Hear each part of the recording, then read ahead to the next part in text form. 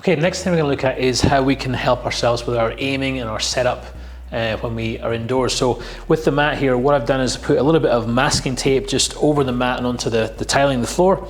And what it's allowed me to do is use my Sharpie pen just to put a line with a ruler at the very back of the ball. So what it's going to help me do is obviously get that putter face now nice and square every time I set up, and give me a different visual if I've been struggling with that as to how I actually set up to the golf ball. An important part of our putting setup, which a lot of golfers do struggle with. So with the benefit of the towel here again, I'm just going to try and find my balance, and then I've got a nice little line now on the ground to really show me what is square for my putter face, which for some of you might give you a very different visual to look down on.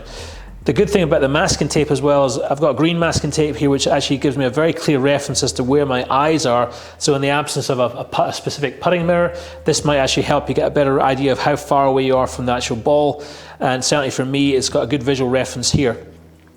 So what it's allowed me to do now is with that setup, is with the masking tape going back, I know that a stroke this length would be far too long for a putt like this 5 feet. So all I'm trying to do is do a little bit of baseline drills indoors, okay, get a little bit of an idea of resetting my putting stroke to what is a kind of a consistent 5 foot length.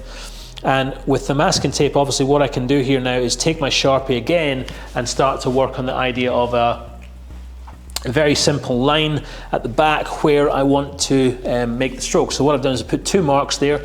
I've got an indicator now of where the actual stroke needs to be, and my aim is just to roll it so it kind of touches the wall, which would be kind of a drop-in pace. So that would be my first line. So if we try and get the idea of the ball rolling to the first line,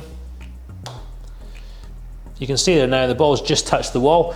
So that's my first line, and then this would be my attempt at my second line. So once the ball's back in place there, okay, I've got my second line, and this should give me a little bit more of a feeling of firmer putt. So the wall's just giving me the feedback as to how far the ball bounces back.